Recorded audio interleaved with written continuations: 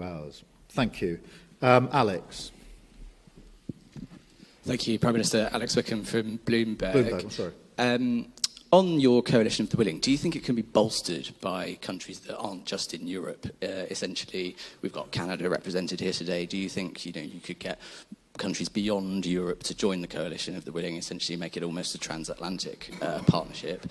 And also, in terms of your plan to present back to Donald Trump, how soon do you need to get that done? Is that something that really needs to happen very quickly in days? Thank you.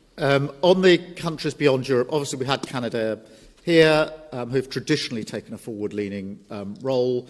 They've been working very hard with us on issues like trading, and they've been a reliable ally. And I'm encouraging of that because they are already deeply vested in Ukraine. As I say, they've worked on the training, amongst other things.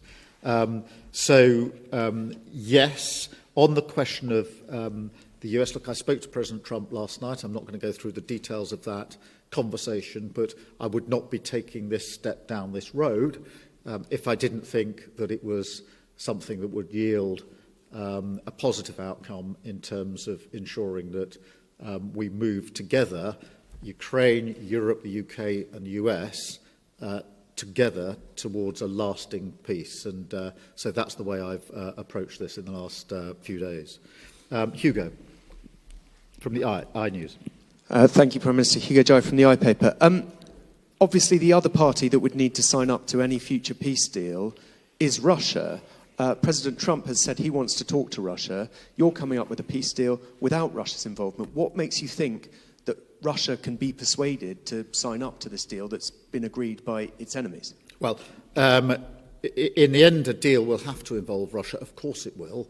But we can't approach this on the basis that Russia dictates the terms of any security guarantee before we've even got to a deal. Otherwise, we won't make any progress at all. It is, for a deal to be done, but if a deal is done, it has to be a deal that is then defended. Because what we've seen in the past is a cessation of the hostilities without any backup, and that was readily breached by Russia.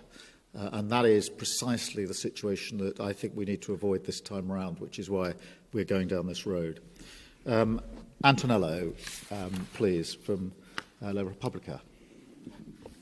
Thank you, Mr. Antonio Guerra from La Repubblica. The Italian Prime Minister, Giorgia Meloni, who you had a bilateral meeting earlier today, said that the West must not split on Ukraine. How can you try to convince Meloni and other European leaders that your plan and your coalition of the willing, is the right thing, and to persuade them to join? And do you fear that the West might split on this? Thank you. Well, firstly, I had a very good bilateral meeting with Georgia this morning.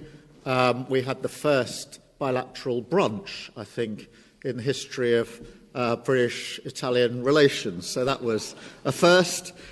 We get on personally very well.